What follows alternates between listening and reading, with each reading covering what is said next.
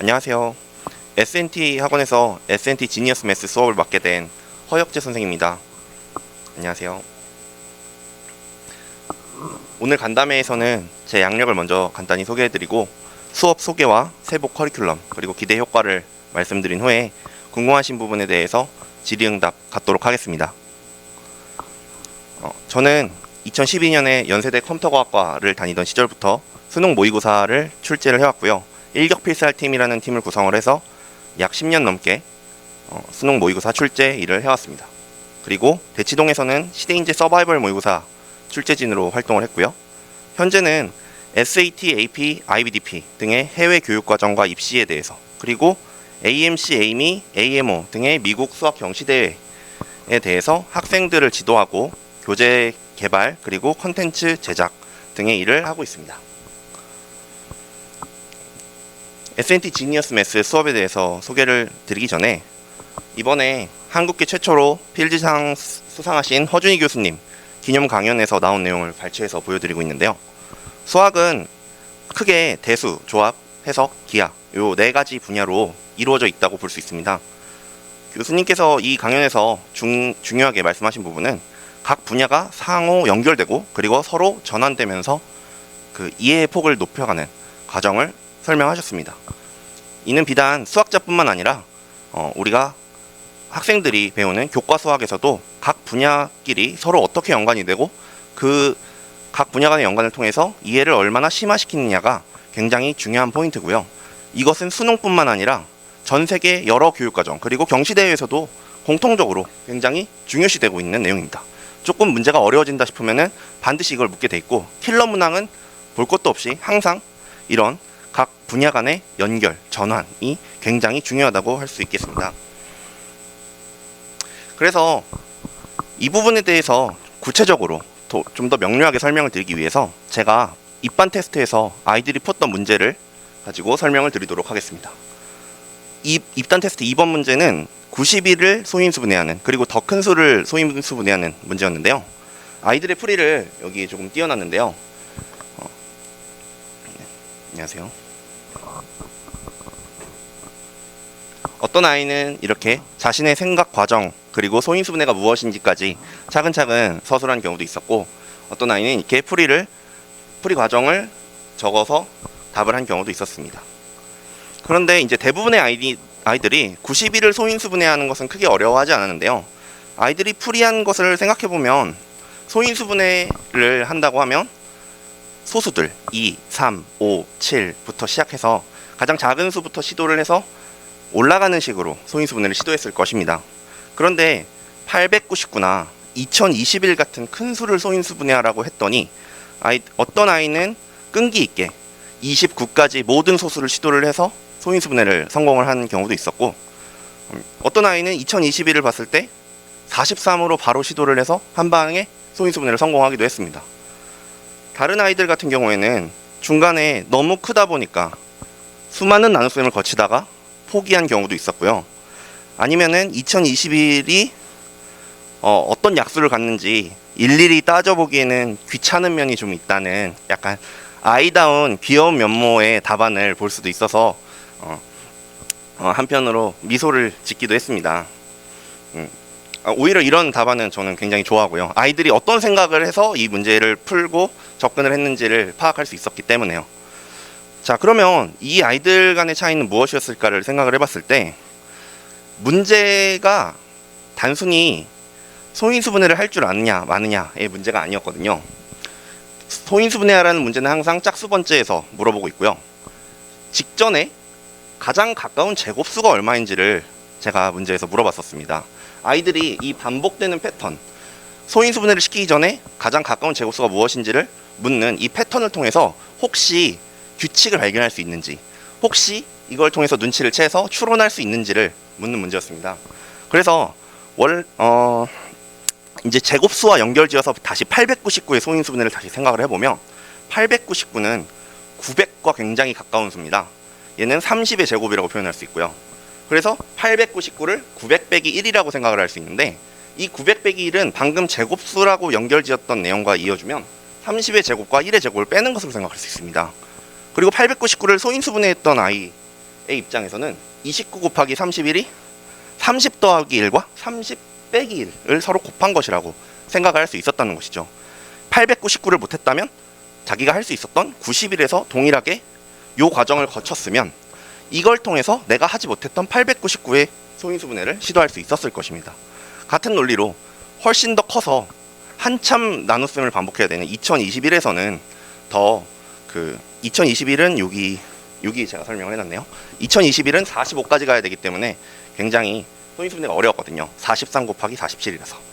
근데 이런 큰 수에 대해서 아까처럼 이 학생처럼 한 방에 43으로 처음부터 나눌 수 있었던 것은 45의 제곱을 물어봤기 때문에 45 근처의 소수로, 정확하게는 45보다 작은 순서대로 가장 큰 수부터 내려오는 식으로 소인수분해를 시도해야 되겠다라는 생각을 했으면 이 문제를 수월하게 풀 수 있었다는 것이죠. 그래서 제가 여기서 말씀드리고 싶었던 것은 하위 개념, 정수의 곱셈과 그리고 나눗셈 그리고 소인수분해를 알고 있는 학생이 상위 개념인 인수분해로 이어지는 생각을 해낼 수 있도록 제가 그 발상을 촉진시키기 위해서 수업을 구성하면 어떨까라고 생각을 해본 것입니다. 그래서 입반 테스트부터 그런 문제들로 아이들에게 확인을 해본 것이고요.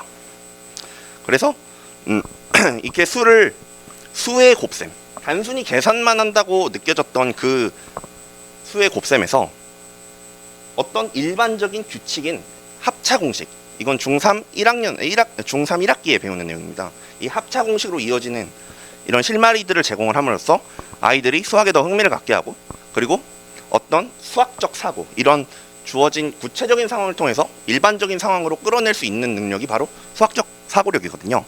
그래서 이런 사고력을 증진시킬 수 있는 수업을 구성했습니다.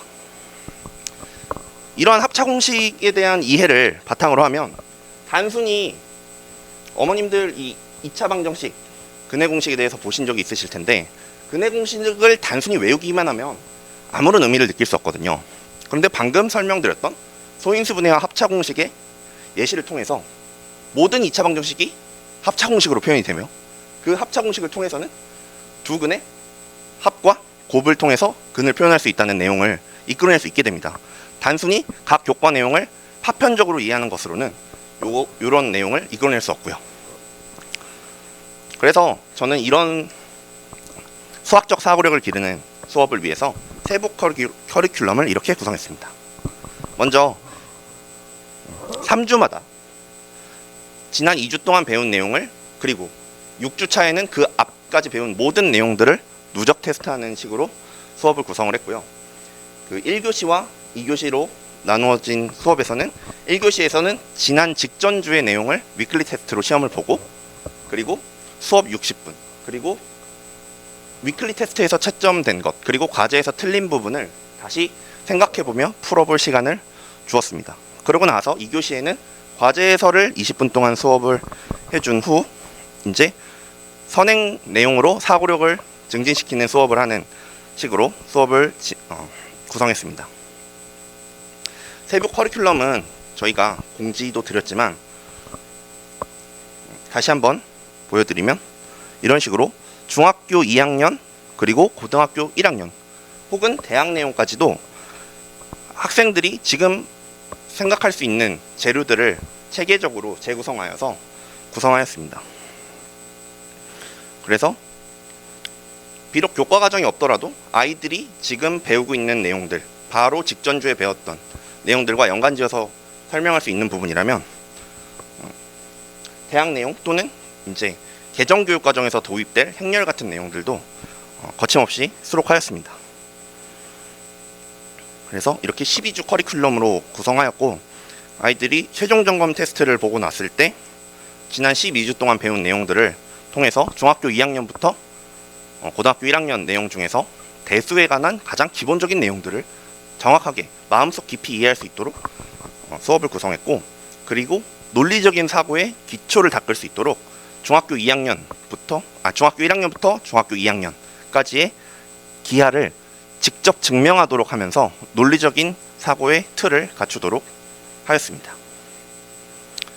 그래서 이 수업의 기대 효과는 교과 내용을 기반으로 하는 수학적 사고력과 논리 전개 능력을 증대시키는 것입니다. 그리고 수학에 대한 흥미 유발 그리고 동기부여를 통해서 아이들이 자기 스스로 수학을 공부하고 싶게 만들고 자기 주도적으로 학습하도록 유도하였습니다. 그리고 수업 내용이 이제 3번인데요. 중3부터 고1까지의 대수 파트의 기본 개념을 학습하면서 대수는 주로 방정식이고요. 해석은 함수입니다. 방정식의 내용이 어떻게 함수와 연결되는지를 그 연결고리를 파악시켜 주는 것을 목표로 하였습니다. 또한 기하를 통해서는 단순히 딱 보니까 90도다, 딱 보니까 이등변이다 이런 식으로 비약이 있는 사고가 아니라 이러이러해서 이러한 근거를 통해서 직각이고 이러한 근거를 통해서 이 삼각형이 이등변이라는 것을 보이는 과정을 거치게 함으로써 논증기하의 확고한 기틀을 마련하여서 나중에 어려운 도형 문제를 만나더라도 직관이 아니라 논리로 풀 수 있도록 할 것입니다. 감사합니다.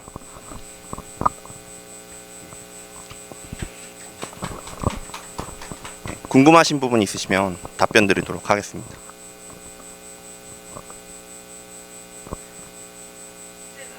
예. 숙제는 제가 투트랙으로 숙제를 준비하려고 하는데요. 하나는 하루에 10문제 정도를 가장 기본적인 문제, 기본 연산이나 기본 개념을 정확히 익힐 수 있도록, 지금 아무래도 선행이다 보니까 초등학생이 중학교 3학년, 중학교 2학년 내용을 공부해야 되는 상황이다 보니까 어려운 응용 문제를 풀게 시키는 것이 아니라 기본적으로 배운 내용에 대해서 훈련할 수 있도록, 그걸 잊지 않기 위해서 하루에 10문제씩 해서 60문제를 기본 문제를 낼 예정이고요. 그 다음에 일주일 동안 진득하게 고민해 볼 문제를 4문제 정도 제시할 예정입니다. 배웠던 것의 응용편이라기보다는 다음 수업에 연결고리가 되겠죠. 이제 이번 수업과 다음 수업으로 연결되는 과정을 생각해 볼 수 있도록 하는 문제가 되겠습니다.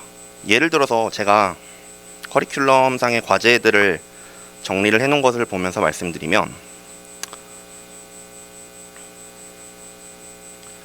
1주차에 기하 기초로 점선면부터 평행선까지 배웁니다. 그러면 여기까지 배웠으면 아이들이 배운 내용은 진짜 점이 뭔지, 선분이 뭔지, 직선이 뭔지, 반직선이 뭔지, 각이 뭔지, 180도라는 것은 무엇인지, 직각은 뭔지, 요 정도를 배운 상태입니다. 이 상태에서 할 수 있는 증명들을 스스로 해보도록 문제를 내는데요. 제가 계획하기로는 이 기하 기초 증명은 막곡지각이 왜 서로 같은지를 설명하라. 그리고 그 평행선이 주어졌을 때 동의각이 같다는 것을 이용해서 삼각형의 내각의 합이 왜 180도인지를 설명하라는 식으로 중학교 때 분명히 학생들한테 요구하는 내용들인데, 그 교육과정의 개편을 통해서 일부 삭제된 내용이 있거든요. 그래서 그 내용들을 아이들에게 직접 증명하도록 시키는 식으로 해서 여기서 배운 내용으로 스스로 할 수 있는 문제를 제시를 해주고, 다음 주에 그 내용을 해설해주면서 잘했는지, 채점해주면서 잘했는지 확인하고, 못한 부분이 있었다면 방향성을 한번 체크해보고, 제가 생각을 많이 해봤다는 경험 자체가 중요하다고 생각합니다. 그 아이들이 스스로 고민해본 흔적, 그리고 그 고민을 안 한 학생들한테 그냥 이게 옳으니까 이대로 해라고 알려주는 것보다 시행착오를 겪어봤던 학생들한테 그 생각했던 경험에 그 교정을 얹어주면 훨씬 더 생각을 유연하고 잘 해낼 수 있거든요. 그래서 그런 식으로 배웠던 내용이 다음 내용의 재료가 되고, 다음 내용도 똑같이 이제 스스로 고민해 볼 수 있는 주제들로 그 과제를 제시할 예정입니다. 주로 그래서 기하가 그 과제, 생각해 보기 위한 좋은 과제로 생각이 되어서 1, 2, 3주차는 논증기하, 예를 들어서 두 각이 같은 삼각형이 이등변 삼각형인지를 증명하라 라고 하면은 분명히 앞에서 배운 내용들로 그 단순히 각이 같을 때 모양이 변이 같아 보이니까 이등변이다 이런 식으로 그치는 것이 아니라, 정말로 앞에서 배운 내용이 합동이라는 내용이 있으니까 합동을 통해서 그 두 삼각형의 변이 같으니까, 합동으로 같으니까 두 변이 같다는 식으로 설명할 수 있어야 되거든요. 그런 부분으로 아이들의 논리적 사고를 증진시켜줄 예정입니다. 혹시 답변에서 혹시 더 괜찮으신가요? 네. 예.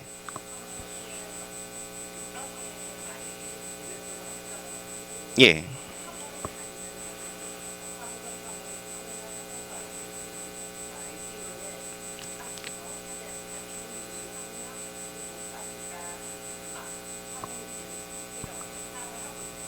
네.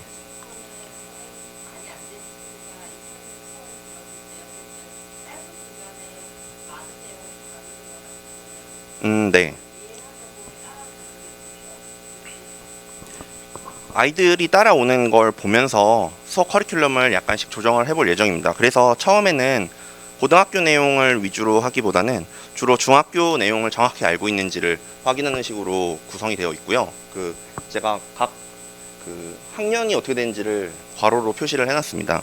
그래서 초반부에는 되도록 중학교 위주로, 대학이나 고등학교 내용은 흥미 유발 위주로 구성을 하고, 뒤로 갈수록 이제 고등학교로 들어갈 단초가 제시가 되거든요. 중3 1학기가 고등학교 1학년 상 과정이랑 굉장히 유사한 부분이 많아서, 그래서 그 부분을 확실히 했으면 고등학교 1학년으로 나갈 예정이고, 제대로 안 된다 싶으면 조금 더 상세하게 설명을 해주거나 더 보충을 하는 식으로, 그래서 내용을 조정을 할 수는 있습니다. 아이들이 따라가는 걸 보면서. 근데 제가 봤을 때는 아이들이 꽤 테스트 본 결과를 채점하면서 진짜 많이 놀랐거든요. 그 아이들이 초등학생임에도 불구하고 중학교 2학년 내용이나 3학년 내용의 재료가 되는 부분들도 곧잘 생각을 해내는 부분이 많아서, 그래서 그 테스트 결과를 보고서 조정을 한 커리큘럼이거든요. 그래도 안 된다 싶으면, 너무 무리다 싶으면은 수업은 커리큘럼을 유동적으로 조정할 예정입니다.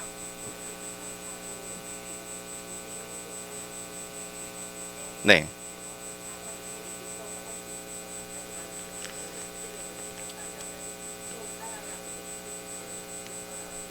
네. 네, 그렇습니다.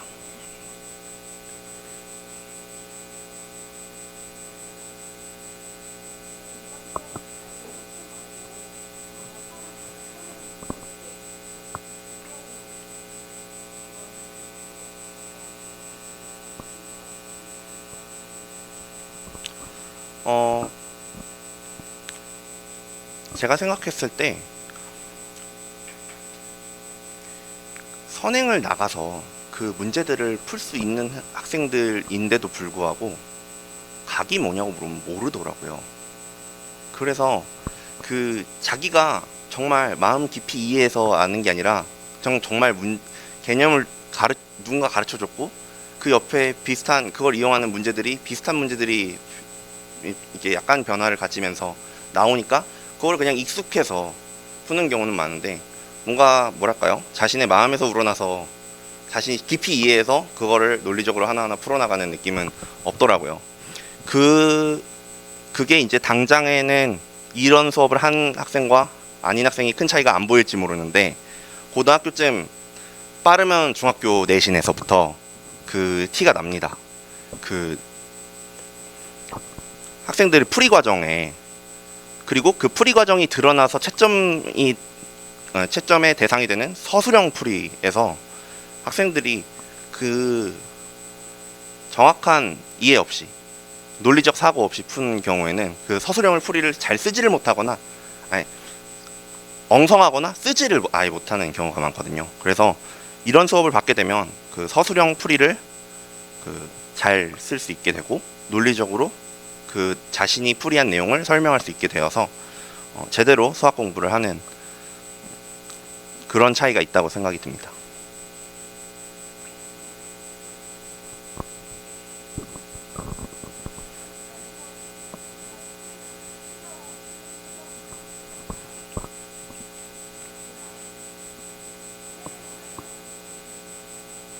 네, 도움이 된다고 생각합니다.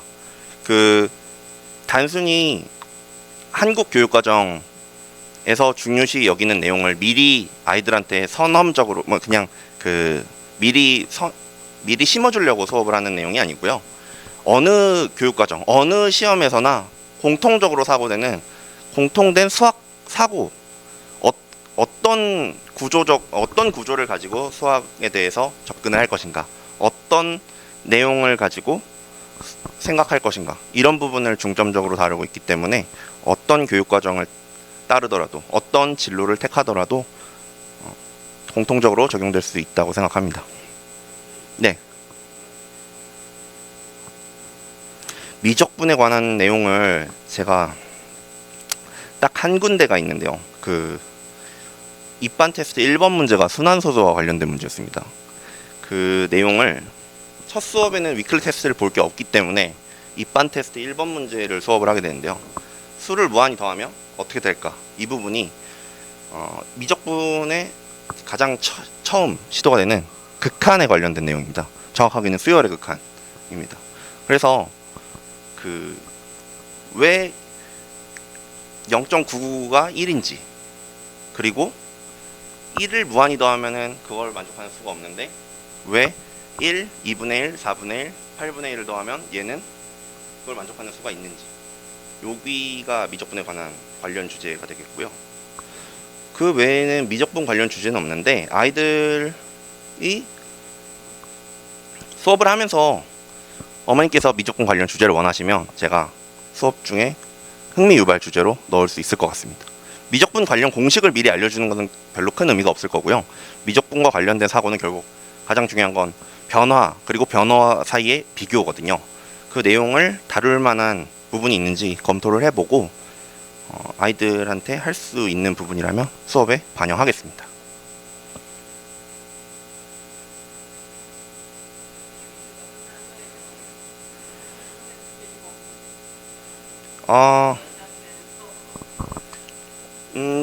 저는 이후로 이어지는 수업을 계획을 했는데요. 지금 이 수업은 가칭 시즌 1으로 대수랑 해석의 기본을 잡는 수업이었고, 그 이후에는 조합과 기하의 기본을 잡는 수업으로 시즌 2를 생각을 하고 있었습니다. 중학교 2학년부터 고등학교 1학년까지.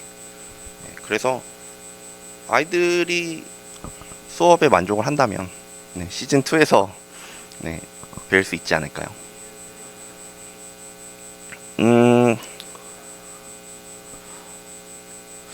그게 가능은 합니다만, 그 미적분을 빨리 하는 게 원하신다면 그런 수업을 컨셉 잡아서 개설을 할 수는 있습니다만, 제가 생각했을 때 미적분을 중학교 때 배우냐, 초등학교 때 배우냐, 고등학교 때 배우냐가 중요한 게 아니라고 생각을 하거든요. 결국에는 초등학교 때 배웠던 비례 하나 가지고 미적분까지 결판이 납니다. 기하도 마찬가지고요. 확률은 그 자체가 비율이고요. 그래서 제가 생각하기에는 아이들이 그 나이 때에 해당하는 그 교과 개념에 대해서 그 밑에 배웠던 내용을 하나도 잊지 않은 상태에서 그거를 어떤 상황에서도 자유자재로 구사할 수 있는지, 이게 가장 중요하다고 생각을 하거든요.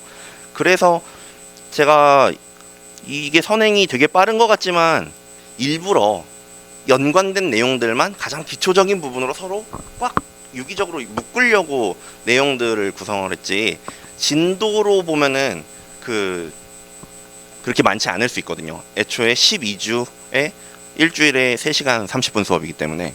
그래서 미적분을 원하신다면 뭔가 미적분과 관련된 컨셉으로 수업을 개설을 할 수는 있습니다만, 제가 시즌 1, 시즌 2에서 계획을 했던 본래의 내용은 중학교 내용, 그리고 고등학교 1학년을 살짝 맛보는 수준으로 유기적인 연결, 이 제 수업 계획이었습니다. 네.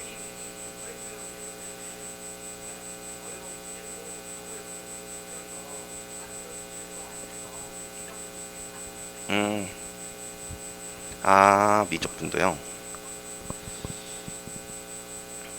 제 생각엔 이거가 완성이 돼야 미적분을 할 수 있을 것 같습니다. 예. 그때 상황 봐서 결정을 해야 될 문제 같습니다. 네.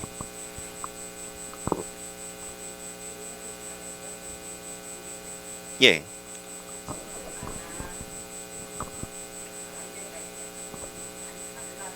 예, 맞습니다.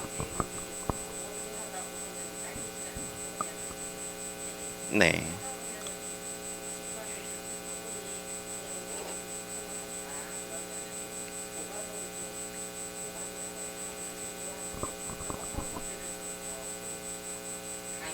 네. 예, 그 부분을 제가 수업 시간표에 반영을 해놨습니다.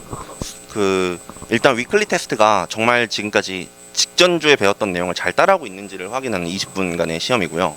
그리고 이 위클리 테스트를 보는 동안 저는 아이들이 풀어온 과제를 채점을 합니다. 과제를 채점하면서도 혹시 아이가 놓친 부분인지를 확인할 수 있고, 위클리 테스트 결과를 통해서도 아이들이 부족한 부분을 확인을 할 수 있습니다. 수업이 끝나고 나면 20분이라고 생각 20분이라고 적혀 있는데, 이 생각 20분이 과제나 위클리 테스트를 훌륭하게 수행한 학생이라면 자기가 이제 오늘 배운 내용을 생각을 정리하는 시간이 되겠고, 만약에 과제를 틀린 학생 또는 위클리 테스트를 틀린 학생이라면 이거를 재도전하는 시간이 될 것이고요.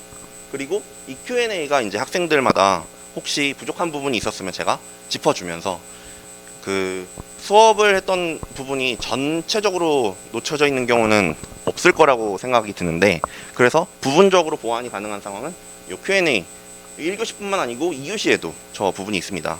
과제 오늘 수업 내용이 별로 어렵지 않았고 Q&A 할 거리도 없는 학생들은 받은 과제를 그냥 먼저 풀기 시작해도 상관이 없는데, 어차피 고민하는 과제들이니까요. 그 수업 내용을 따라하기가 어려워하고 있는 학생들이라면 이 Q&A 시간을 통해서 그 학생들이 여러 명이라면 판서를 통해서라도, 아니면 한 명이면은 개인적으로 이런 식으로 해드리려고 계획하고 있습니다. 그리고 제가 그 부분을 사실 가장 걱정했거든요. 아이들이 너무 어려서 따라오지 못할까봐. 그래서 일부러 3주마다 중간점검 테스트를 쭉 넣었습니다. 중간점검 테스트가 이제 1주, 2주 동안 배운 내용으로 3주 때 시험을 보게 되고, 그 다음에 5, 6주가 4, 5주가 되면 6주 때는 1주부터 5주까지 배운 내용을 전반적으로 다시 점검을 하는 식으로, 아이들이 제가 가장 많은 학생들한테 본 유형이 뒤에 거 배우고 나면 앞에 걸 까먹는 거거든요. 그거를 안 하기 위해서, 최대한 최소화하기 위해서 이런 식으로 중간점검 테스트를 본 후에도 마찬가지로 아이들이랑 보완 수업을 진행할 예정입니다. 정 안 된다 싶으면 따로 시간을 내보도록 하겠습니다.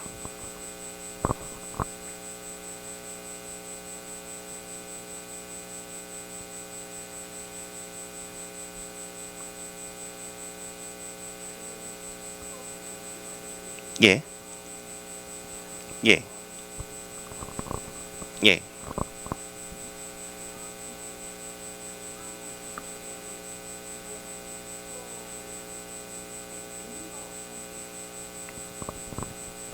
제가 봤을 때 아이들이 선행을 이미 중 2-2, 최소 2-1까지는 끝내놨고 2-2를 하고 있거나 빠르면 3까지도 진행을 하고 있더라고요.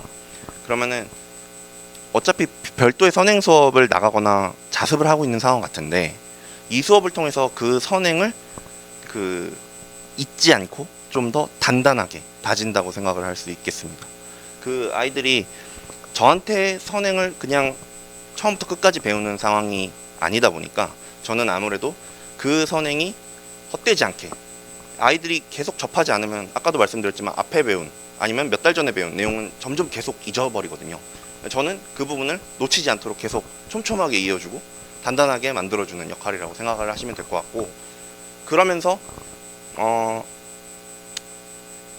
재밌게 수업을 하고 싶은 게 제 목표거든요. 아이들이 내가 초등학교 4학년인데 왜 중2, 3을 가르치려고 하는지, 그런 부분을 반감을 느끼지 않도록 저는 최대한 아이들이 수학의 여러 가지 아름다운 구조들, 패턴들, 이런 부분을 느끼게 해주면서 수학을 점점 공부하고 싶게 만드는 게 제 수업을 통해서 이루고 싶은 목표입니다.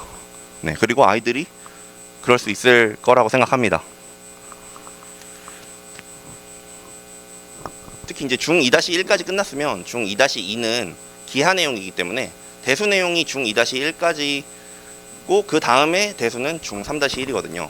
그리고 중 3-1은 또 고등학교 1학년의 쉬운 버전이고, 그래서 이거를 유기적으로 엮어야만 나중에 올라갔을 때 왜 2차식을 풀 때 이런 식으로 풀어야 되는지 이런 얘기가 안 나오거든요.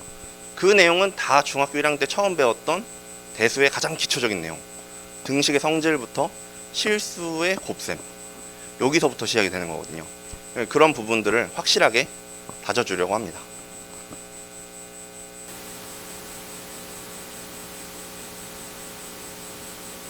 네, 선생님 말씀.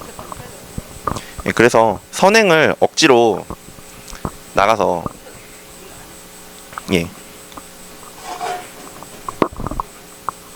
제가 수업을 구성한 게 아이들이 지금 배우고 있는 내용이랑 중학교 2학년, 3학년 내용이 동떨어진 정말 별천지의 내용이 아니다.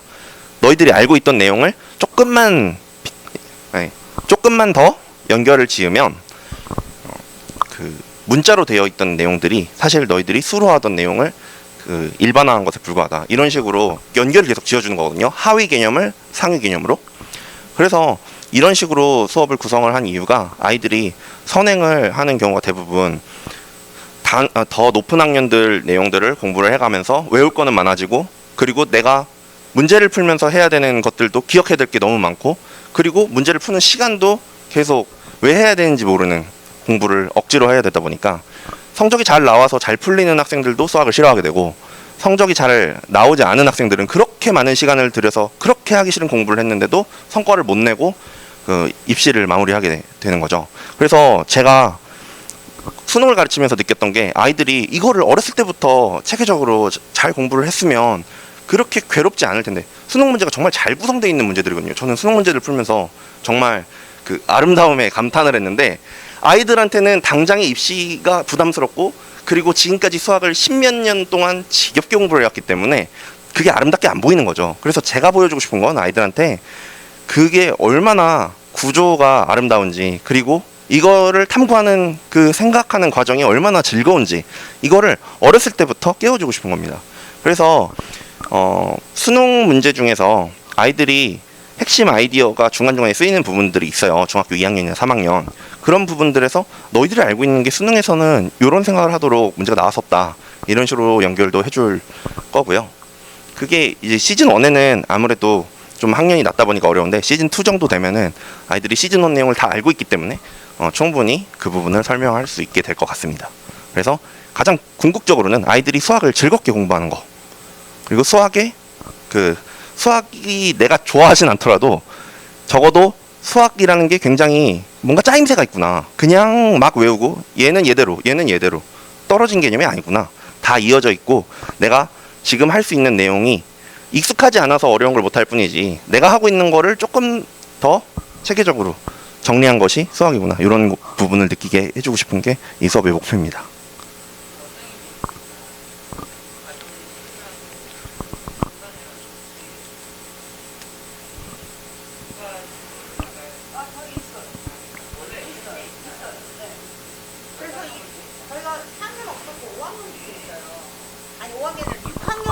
있어요. 6학년부터 고3까지 있어요. 그 내려와서 6학년까지는 있거든요, 지금. 근데 이게 4학년 반 논리를 만들면서 진도를 차근차근 나갈 수 있는 거를 고리를 같이 연결을 하려고 하고 있습니다.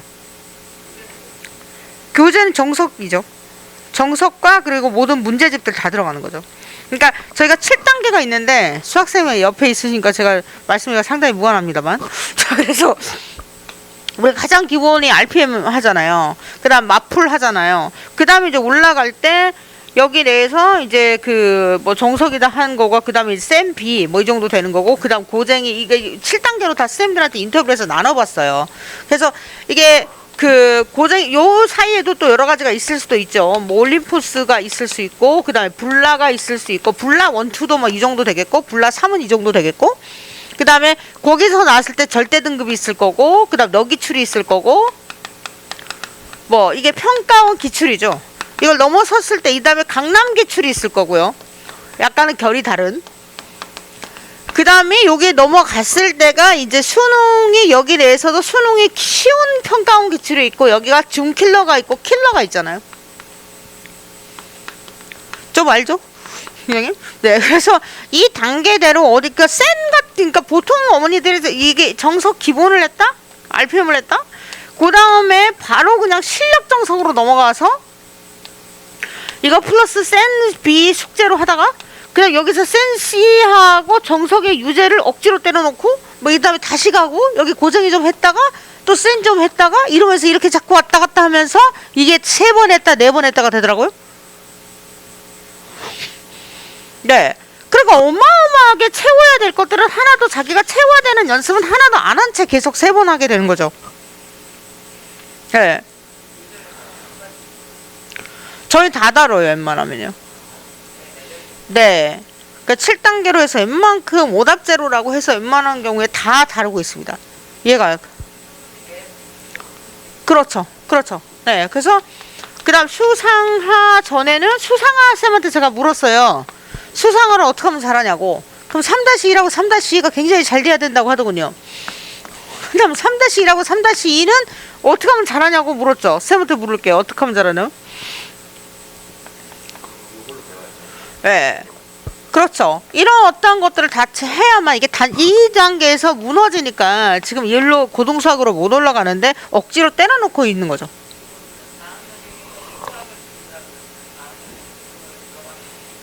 그건 진도에 따라 틀리겠죠. 진도가 저희는 중학교 진도부터 다 있습니다. 저는 아까 수상을 2학년 2학기 때 들어간 친구들 있잖아요. 근데 사실은 이게 동네가 이상해서 그렇지 이것도 선행이죠. 네. 그런데 그 2학년 2학기 때부터 들어간 아이한테 제가 물었습니다. 그럼 중2 때, 그 친구가 대청중학교예요. 중2 수학이 어땠는지 물어봤더니 중간고사, 기말고사, 중간고사, 기말고사 4번 있는 시험 중에서 틀린 게 없답니다. 네. 무슨 얘기냐면 어머님들은 선행의 진도에 따라서 내 아이가 지금은 수학이 70, 80 몇 점 나오죠. 대청중학교에서 87점이 실수로 나오지만 고등학교는 진도를 너무나도 많이 돌렸기 때문에 고등학교 가면 수학을 잘할 거라는 기가 막히고 말도 안 되는 착각을 하고 있어요. 중학교 시험에서 만점이 나오거나 90 몇 점이 나오지 않는 아이는 절대로 고등 수학을 잘할 수가 없습니다. 그래서 여기 성 내에서 견고하게 저희가 하는 걸로 견고하게 쌓고 그다음 교과적으로도 프랙티스 부분이 중등 부분이 완전히 이루어진 이게 통과된 다음에 수상으로 가는 교과 진도를 4학년이면 얼마든지 그야말로 정말로 잘해서 8번씩 끝낼 수 있을 것 같아요. 제대로만 간다면. 제대로 갈 수 있는 이 다리의 단계들은 문풀과 질문을 하고 자기 거로 체화되는 단계는 저희가 4학년을 같이 쌍으로 다리를 놔서 운영할 예정입니다. 이해되시죠? 그럼요.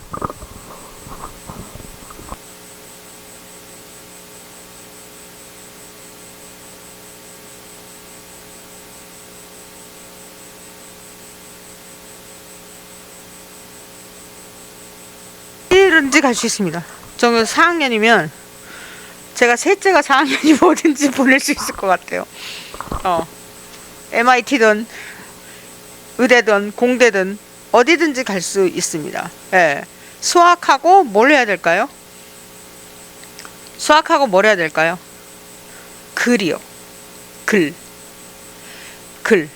글을 영어가 됐든지 한글이 됐든지 K음을 일주일 하고 있지 말고 글을 읽을 줄 아는 아이가 되세요.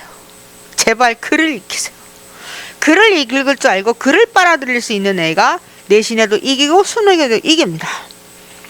고1에 올라가면 여러분께서는 전 인사하러 왔는데 많은 얘기를 하고 있네요.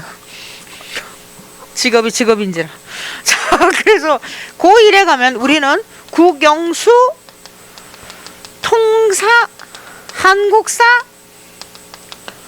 통과라는 과목을 만나게 됩니다. 제2외국어라는 과목을 만들게 됩니다. 자, 이치군은 희문고를 갑니다. 이치군이라고 하는 이과에 치우치게 공부한 학생을 일컫습니다. 자, 그렇다면 김이치군이 갔을 때 만나게 되는 과목은 문과 과목들입니다. 통과도 문과 과목입니다. 암기입니다. 자, 수학은 나름대로 열심히 했다고 생각하였으나 수상은 안 한 애가 없습니다. 다들 자신 있어 합니다. 이랬을 때 여기 내에서의 지식의 글을 빨아먹는 능력이 없는 아이들은 어떻게 돼요? 제가 영재고를 합격하고 일부러 전략상 희문고를 간 친구가 있습니다. 저희가 희문고를 에이스만 10명을 팀을 짜서 이곳에서 수업을 하는데요. 그 친구는 굉장히 영재고를 2학년 때 붙었기 때문에 떠들썩했어요. 제가 국어쌤한테 가서 진짜 똑똑합니다. 국어를 못합니다. 영어쌤한테 가서 진짜 똑똑합니다. 영어는 못합니다.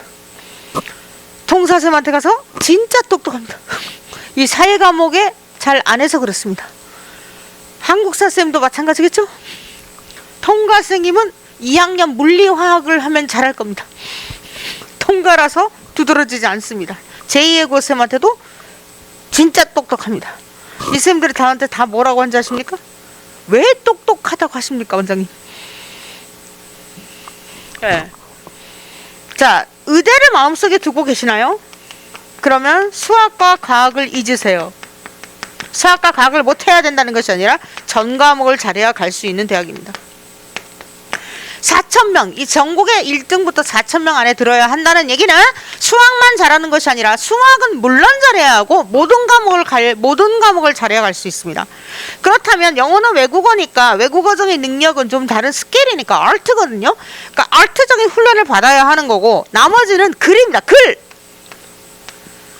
글을 잘 빨아먹고 여기 저자가 처음부터 끝까지 구조 리딩을 뭐라고 얘기했는지 논리력이 있는 아이가 수학도 잘하죠. 맞습니까? 네. 그리고 이게 글을 읽어야 삽니다. 글을. 근데 제가 지금 슬픈 거는 4학년부터 글을 안 읽는다면서요. 네. 그러니까 잘못됐다는 거죠. 그래서 중2, 중3 되면 또 아트적으로 잘 키우다가 또 중2부터는 내신이 들어와서 영어는 그냥 문법만, 한국식 문법만 이런 식이 돼버려요. 그래서 사실 물리와 화학의 존재도 우리가 물리 올림피아드, 화학 올림피아드를 해야 되는 것이 아니라 물원과 화원. 그다음 여러분 세대 때는 이것도 거의 ABC가 되죠. 우리는 무슨 세대? 고교 학점제 시대예요. 그죠? 너무 많은 말을 하나요? 고교 학점제 시대입니다. 여러분은 무슨 시대? 자사고를 살아있는 시대. 자사고가 영원히 없어질 것 같은 시대. 그렇다면 자사고, 고교 학점제, 변별력 이런 키워드들이 나와요. 그 다음 자소서는 없어지기 때문에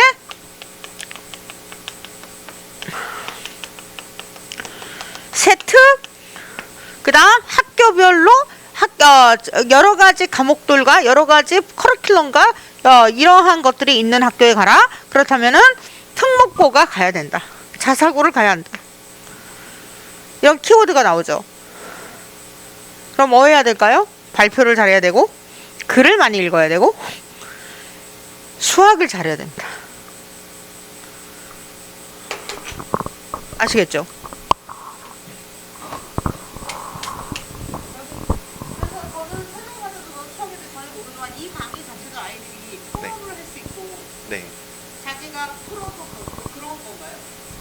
그런 쪽으로 수업을 끌어가려고 합니다. 제가 혼자 주입식으로 내용들을 설명하고 그치는 게 아니라 아이들이랑 계속 이거에 대해서 수업과 관련된 이전의 내용이죠.